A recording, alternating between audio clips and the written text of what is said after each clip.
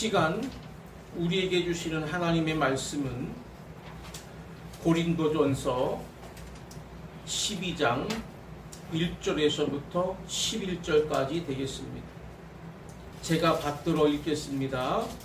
형제들아, 신령한 것에 대하여 나는 너희가 알지 못하기를 원하지 아니하노니 너희도 알거니와 너희가 이방인으로 있을 때에 말 못하는 우상에게로 끄는 그대로 끌려갔느니라.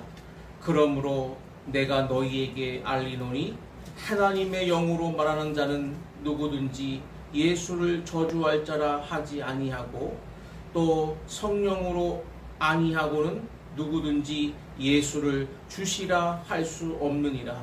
은사는 여러 가지나 성령은 같고 직분은 여러 가지나 주는 같으며 또 사역은 여러 가지나 모든 것을 모든 사람 가운데서 이루시는 하나님은 같으니 각 사람에게 성령을 나타내심은 유익하게 하려 하심이라.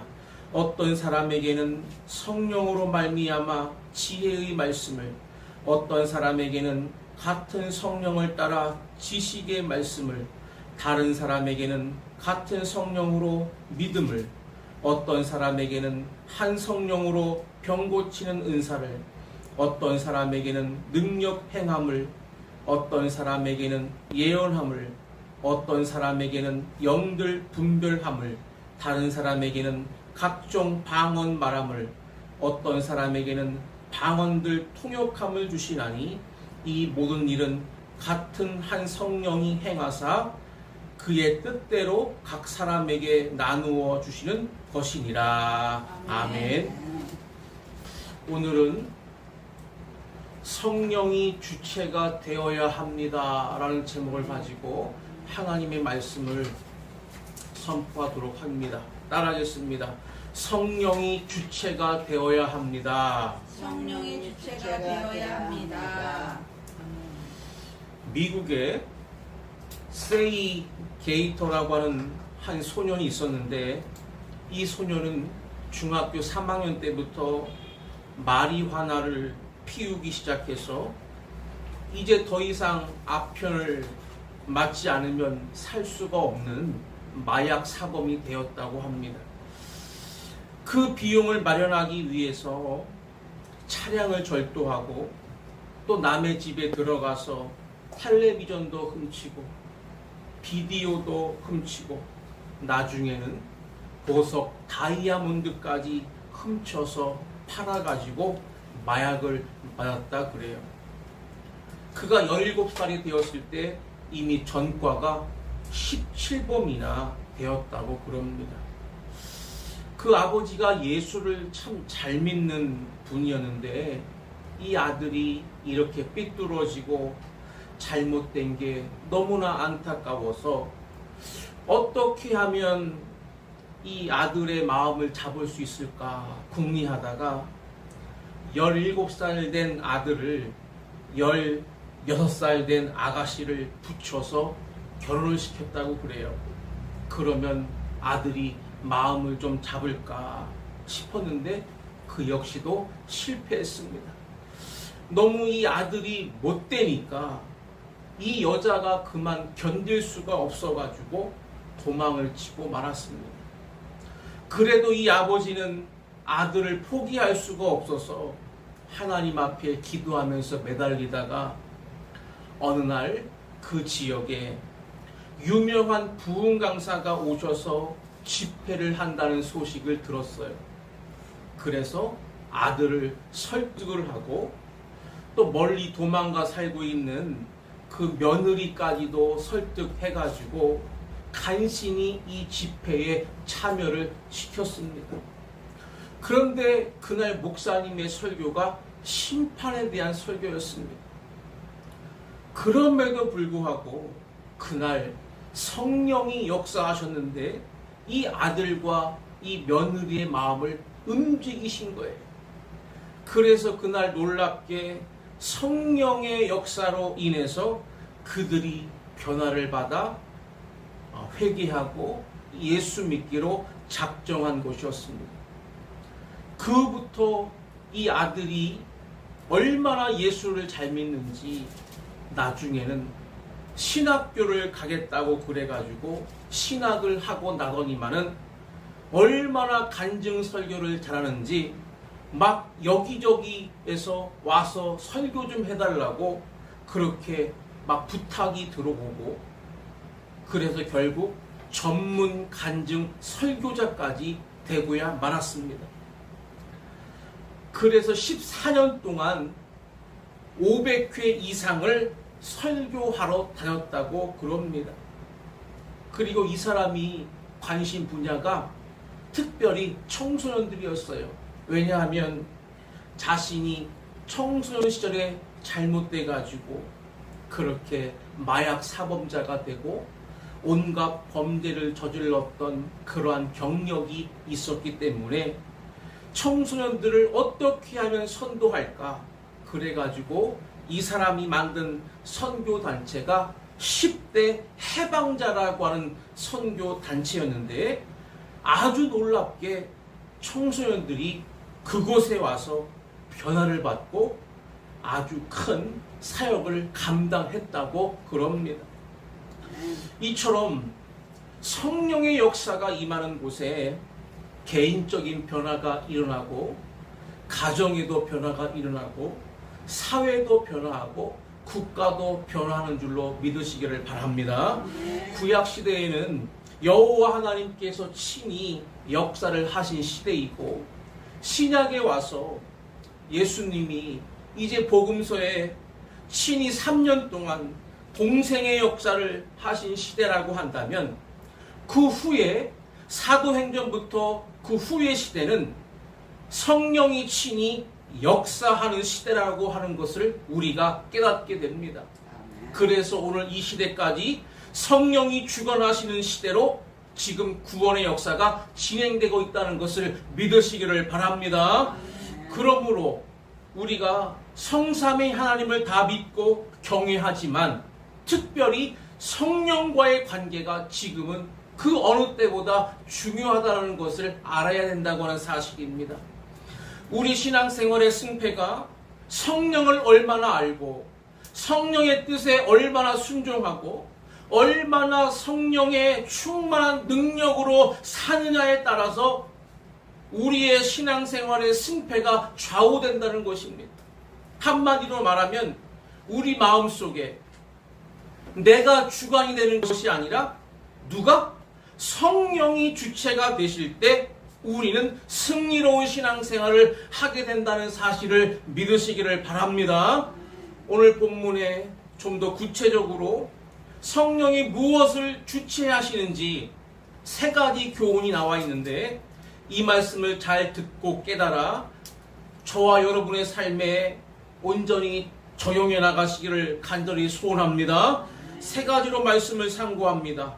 첫 번째는 1절부터 3절에 보면 성령은 전도의 주체가 되신다 하는 것을 말씀하고 있어요. 따라하겠습니다. 전도의 주체가 되신다. 전도의 주체가 되신다. 하나님이 사람을 구원하시기 위해 계획을 세우시고 예수님이 사람을 구원하시기 위해 자신이 구원의 길을 열어놓으셨어요. 그런데 가장 중요한 것은 성령께서 우리 사람의 마음에 들어오셔서 역사를 하셔야만 사람들의 마음 문이 열리고 예수를 믿고 예수를 통해서 구원받는 확신을 갖게 된다고 하는 사실입니다. 그러므로 우리 사람들은 성령이 임하시기 전까지는 사실상 자기 자신이 주인 노릇하는 것 같아도 그것이 아니고 악한 영이 들어와서 사람들을 지배하고 있다는 것입니다. 그래서 많은 사람들은 그 악령이 자기 자신에게 어떻게 역사하는지를 모르지만 사실 이 사람들은 악한 영이 역사하는 그 미신에 꽉 갇혀서 아주 불행하게 살고 있는 것을 우리가 알게 됩니다. 잘못된 종교도 마찬가지지만 일반인들이 난 아무 종교 없어요, 아무리 그래도 다 사람들이 미신에 많이 찌들려 살고 있는 것이 오늘날의 현실입니다. 우리나라에도 미신의 종류가 굉장히 많아요. 점도 그렇고, 고사 지내는 것도 그렇고, 굿하는 것도 그렇고, 살풀이, 삼재풀이, 산신을 찾는 거, 용왕을 찾는 거, 부적을 붙이는 거, 칠성살이, 여러 가지 많은 미신의 종류들이 있습니다. 그런데 이 미신을 믿는 사람들은 자기 마음이 평안하고 복 받으려고 미신을 섬기는데 그 미신 때문에 얼마나 많이 제약을 받고 꼼짝도 못하고 사는지 몰라요. 그래서 미신을 믿는 사람들은 문지방도 못 밟고, 미신 믿는 사람들은 못 하나도 제대로 못 박습니다. 또 밤에 손톱을 깎으면 안 된다고 그러고, 동짓날 팥죽 뿌려야 귀신 나간다고 그래서 꼭 동짓날이면 팥죽 끓여야 되고, 시험 보는 날 미역국 먹으면 떨어진다고 해서 마음껏 먹지도 못하고, 다리 떨면 복 나간다고 그래가지고 다리도 붙잡고 살아야 되고, 또 빨간색으로 이름을 쓰면 죽는다고 그래가지고 자유롭게 색도 못 칠하고, 또 복숭아 나뭇가지로 귀신 쫓아낸다고 얼마나 얻어맞고 사는지 모릅니다. 별별 미신이 사람을 옴짝달싹 못하게 만들고 살고 있다 그 말입니다. 그러나 이러한 사탄에 의해 지배를 당하던 사람들이 성령이 들어오시면 그때부터 모든 미신이, 그리고 모든 사탄의 영이 사라져 버리고 진정한 자유를 누리게 될 줄로 믿습니다. 오늘 본문 3절에 그랬어요. 그러므로 내가 너희에게 알리노니 하나님의 영으로 말하는 자는 누구든지 예수를 저주할 자라 하지 아니하고, 또 성령으로 아니하고는 누구든지 예수를 주시라 할 수 없느니라. 아멘. 악한 영이 사로잡고 있는 그 사람을 우리가 예수 믿게 하려면 그의 이성만으로는 안 된다 그 말입니다. 하나님의 영이 들어가서 그 사람의 마음을, 영을 변화시켜 줘야 되는 것입니다. 그래서 나는 예수를 믿고 예수가 나를 구원해 주셨다는 걸 확신합니다 하는 사람은 이미 그 마음속에 성령이 들어가서 그 영을 변화시켜 주신 증거임을 믿으시기를 바랍니다. 예수님께서도 요한복음 3장 5절에 말씀하시기를, 예수께서 대답하시되 진실로 진실로 내게 이르노니 사람이 물과 성령으로 나지 아니하면 하나님의 나라에 들어갈 수 없느니라. 이렇게 말씀하셨는데 물과 성령으로 거듭난다는 거예요. 여기에서 물은 뭐냐 하면 우리의 이성적인 신앙 고백을 말하는 것입니다. 내가 지식적으로, 감정적으로, 의지적으로 예수님의 복음을 받아들이고 나는 이제부터 내 죄를 예수님의 보혈로 씻고 내가 구원받았다는 사실을 믿고 신앙생활을 하겠습니다. 그러면 물로 세례를 받는 거예요. 그 사람의 의지적인 신앙 고백이 한번 우리를 거듭나게 합니다. 그러나 사람의 의지 자체가 불완전하고 부패성이 강하기 때문에 믿었다가도 조금 있으면 또 변질돼가지고 의심해서 안 믿고 돌아설 수가 있다는 것입니다. 그 사람을 제대로 계속 확신 속에 믿게 하려면 바로 성령이 다시 한번 우리의 마음을 지배하시고 그 영을 변화시키시고 우리 마음에 계속 믿음의 확신을 주셔야 될 줄로 믿습니다. 그래서 로마서 8장 16절에 성령이 친히 우리의 영과 더불어 우리가 하나님의 자녀인 것을 증언하시나니 그랬습니다. 예수 믿는 우리의 마음속에 성령이 항상 함께 계십니다. 그래서 우리가 하나님의 자녀가 되었다는 것을 계속 우리 마음속에 확신을 불어 넣어 주시는 것입니다. 그래서 우리가 사람들을 전도할 때도 복음도 물론 전해야 되지만 그들의 이성에게도 호소해야 되지만 더 중요한 것, 가장 중요한 건 뭐냐 하면 하나님의 성령께 위탁해서 성령이 그들을 사로잡고 변화시키도록 기도해야 될 줄로 믿으시기를 바랍니다. 두 번째는 4절부터 7절에 보면 교회 사역의 주체가 되신다 하는 걸 말씀하고 있어요. 따라하겠습니다. 교회 사역의 주체가 되신다. 교회 사역의 주체가 되신다.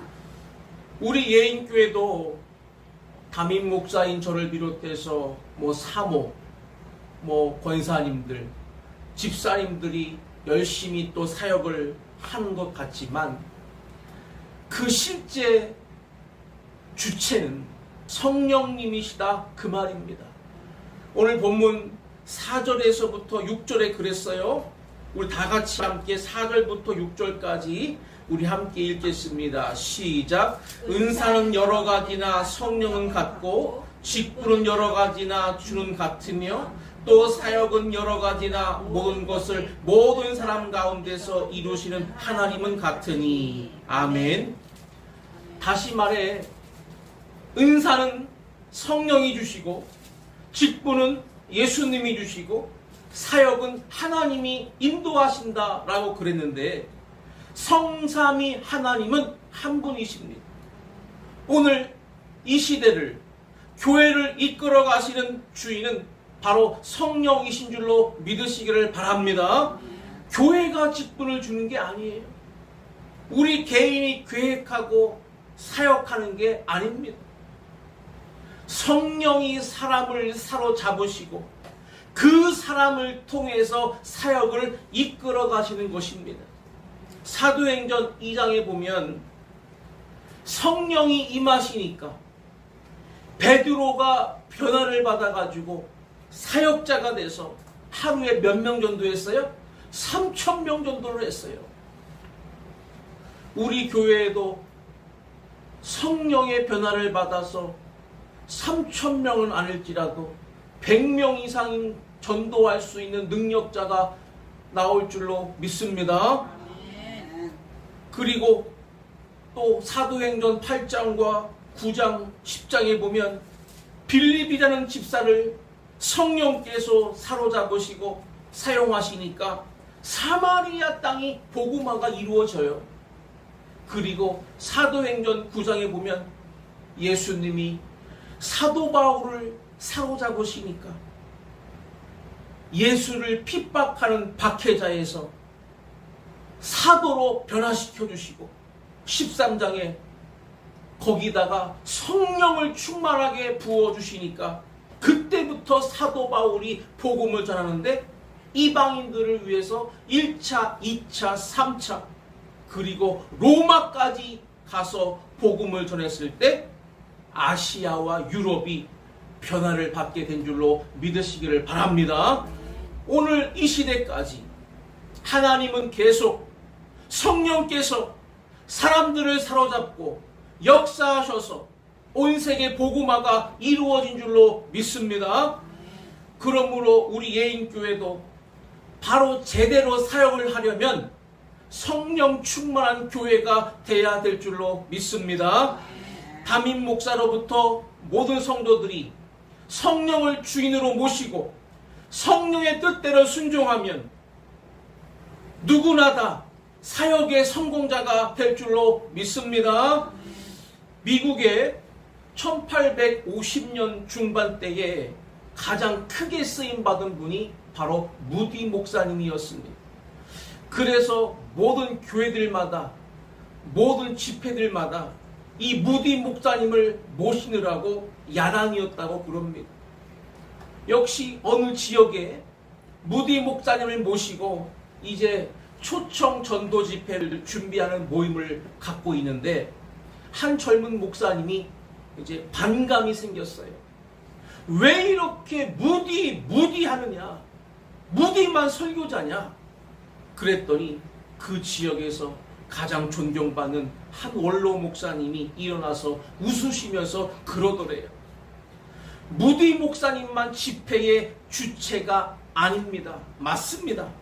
하지만 그러나 분명한 것은 지금 이 시대에 성령께서 무디 목사님에게 독점을 하고 계시기 때문에 우리는 그분을 모셔서 집회를 하는 것입니다. 그러더라는 거예요. 무디 목사님이 주체가 아니라 그분을 사로잡으신 성령께서 그를 독점하고 사용하고 계시기 때문에 무디 목사님이 사용되어지고 쓰임받고 있다는 사실입니다. 오늘 이 시대도 마찬가지로 우리가 사역의 주체자가 아니라 성령이 저와 여러분들을 사로잡으실 때 이 사역의 승리자로 만들어 주실 줄로 믿으시기를 바랍니다. 마지막 세 번째는 8절부터 11절에 보면 은사의 주체자도 성령이시다 하는 걸 말씀합니다. 따라하겠습니다. 은사의 주체자도 성령이시다. 은사의 주체자도 성령이시다. 바로 성령께서는 우리 한 사람 한 사람에게 은사를 주셔서 그 은사를 통하여 일하게 하십니다. 오늘 본문에 보면 성령께서는 9가지 은사를 주신다고 말씀했어요. 그런데 이 은사를 받은 사람들이 다양하게 자기의 은사대로 일을 하게 되면 교회 전체는 고르게 사역이 이루어지는 것입니다. 오늘 본문에 보면 첫 번째 은사가 뭐예요? 바로 지혜의 은사입니다. 하나님의 말씀하신 의도를 깨닫는 은사라는 것입니다. 두 번째가 지식의 말씀의 은사입니다. 하나님의 말씀을 바르게 이해할 수 있는 능력입니다. 세 번째가 믿음의 은사입니다. 이 은사는 특별히 강한 확신을 주셔가지고 그 믿음이 놀라운 역사를 일으키는 은사입니다.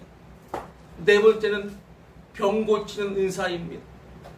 특별히 그 사람에게는 병을 잘 고칠 수 있는 능력을 주셔서 많은 표적을 일으키는 것입니다. 다섯 번째는 능력 행하는 은사, 기적을 행하는 은사입니다. 놀랍게 하나님께서 기적을 일으키심으로 하나님 살아계시고 또 하나님의 은혜를 체험하게 하는 그러한 은사입니다. 여섯 번째는 예언하는 능력의 은사가 있습니다. 그 사람을 통해서 하나님이 예언을 주셨기 때문에 오늘 성경이 만들어진 거예요. 그리고 오늘 이 시대 예언의 은사는 하나님의 말씀이 무슨 뜻인지를 잘 깨닫고 전하는 그러한 능력도 마찬가지입니다. 일곱 번째는 영을 분별하는 은사입니다. 바로 이러한 은사를 가져야 성령의 역사인지 악령의 역사인지를 분별하고 바르게 인도할 수 있는 것입니다. 여덟 번째는 방언 말함의 은사가 있습니다. 바로 하늘의 언어를 사용해서 하나님 살아계시고 또 우리가 내면으로 기도할 때 강력한 영성이 생길 수 있는 은사라는 겁니다. 그러나 이것만으로는 안 됩니다. 아홉 번째 은사는 방언들 통역하는 은사가 있어요. 방언은 나 혼자만이 하나님과 하는 거예요. 그러나 그것이 유익이 되게 하기 위해서는 다른 사람들에게도 통역으로 말을 해줘서 하나님의 뜻을 함께 나눌 수 있는 은사라는 겁니다. 이뿐만 아니라 고린도전서 12장 28절에 보면 사도의 은사, 교사의 은사, 서로 돕는 은사, 다스리는 은사도 이러한 직분도 다 은사라고 말씀했어요. 또 로마서 12장 6절 이하에 보면 섬김의 은사, 가르침의 은사, 위로의 은사, 구제의 은사, 다스림의 은사, 긍휼의 은사, 이것도 다 은사라고 그랬습니다. 저와 여러분들이 이 중에 어떠한 은사를 하나님께 받았는지 확인해야 됩니다. 그리고 그 은사를 겸손하게 활용하는 것이 성령께 순종하는 것임을 믿으시기를 바랍니다. 그런데 우리는 때로 이 은사에 대해서 너무나 가볍게 쉽게 생각할 때가 있어요. 나는 너무 쑥스러워서 이거 할 수가 없어요. 나는 바빠서 이거 못해요. 나는 이러저러해서 할 능력도 안 돼요. 그렇게 말하면 그것은 성령의 뜻을 거역하는 결과가 된다는 거예요. 하나님의 사역자로 동참할 수 있는 기회를 잃어버린다 그 말입니다. 그래서 디모데후서 1장 6절과 7절에 보면 사도 바울이 디모데에게 이렇게 권면을 해요. 그러므로 내가 나의 안수함으로 내 속에 있는 하나님의 은사를 다시 부릴 듯하게 하기 위하여 너로 생각하게 하노니 하나님이 우리에게 주신 것은 두려워하는 마음이 아니요 오직 능력과 사랑과 절제하는 마음이니 그랬습니다. 사도 바울이 가장 제일 아끼고 있는 아들이 누구냐면 바로 디모데인데, 이 디모데가 분명히 하나님께로부터 은사를 받았는데 지금 그 받은 은사가 활용이 안 되고 있더라는 거예요. 그래서 다시 너에게 은사를 부릴 듯 하게 해서 잘 감당하기를 원한다는 거예요. 그러면서 세 가지를 덧붙여서 말씀해요. 은사를 활용하는 데는 세 가지가 꼭 유의가 돼야 된다 하면서 첫 번째는 능력을 발휘해야 된다고 말합니다. 하나님이 왜 은사를 주셨느냐? 너에게 능력을 주신 것이라는 거예요. 그러므로 그 은사가 어떤 것이든지 그 능력이 제대로 발휘돼야 된다는 것입니다. 두 번째는 또 하나 사랑으로 행해야 된다는 거예요. 왜? 하나님이 은사를 주신 것은 나를 위해 주신 게 아니에요. 교회를 위해서, 다른 사람들을 위해서 활용하라고 주신 것이 은사입니다. 그러므로 나를 자랑하거나 나를 드러내거나 나를 나타내거나 하는 마음으로 은사를 발휘하면 안 된다는 거예요. 사랑을 가지고 다른 영혼들을 사랑하고 교회를 사랑하고 하나님을 사랑하는 마음으로 은사를 사용하라고 하는 것입니다. 세 번째 유의할 점은 근신이라고 그랬습니다. 은사는 하나님의 성령께 철저히 붙들려서 쓰임받는 것입니다. 여기에 내가 나타나면 안 되는 거예요. 그래서 나를 잘 절제할 수 있는 근신이 필요하다는 것입니다. 꼭 믿으시기를 바랍니다. 많은 사람들이 이 세 가지가 제대로 안 되기 때문에 잠시 은사를 받았다가도 소멸하고 은사를 활용하지 않아서 소멸되고 은사를 지나치게 또 드러내려다가 실패하고 마는 것입니다. 하나님께서 오늘 우리에게 예인교회 사역자가 되게 하시려고 필요한 은사를 골고루 주셨음을 믿고 활용하시기를 바랍니다. 끝으로 이 말씀 하나 드리고 말씀 마치겠습니다.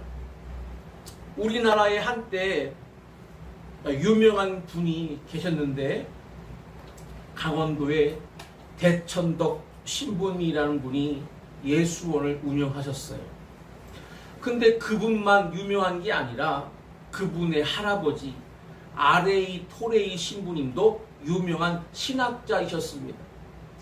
그 토레이 신부님의 날마다 기도 제목이 아침마다 뭐였냐면, 하나님 오늘도 성령으로 충만하게 해 주시옵소서. 이게 날마다 아침마다 기도 제목이었대요.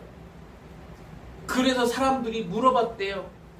왜 신부님은 이렇게 날마다 아침에 성령 충만을 간구하십니까? 그랬더니 그분이 하시는 말씀이, 네, 만약에 제가 하루를 성령 충만하게 시작하지를 못한다면 오늘 하루 동안에도 나는 흔들릴 수 있기 때문입니다.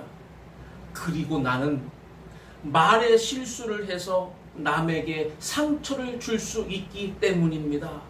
그리고 내가 결정하는 어떤 것이 잘못된 결정을 할 수 있기 때문입니다. 그리고 내 안에 인간의 부패성, 인간의 죄성이 가득하기 때문입니다.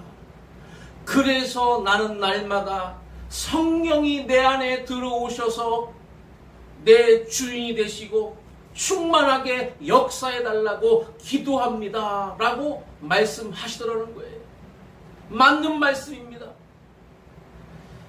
성령이 우리 신앙생활의 주체가 되시도록 저와 여러분들도 날마다 성령 충만을 간구하시고 성령께 순종하여 승리하는 신앙생활 해나가시기를 주의 이름으로 간절히 축원합니다.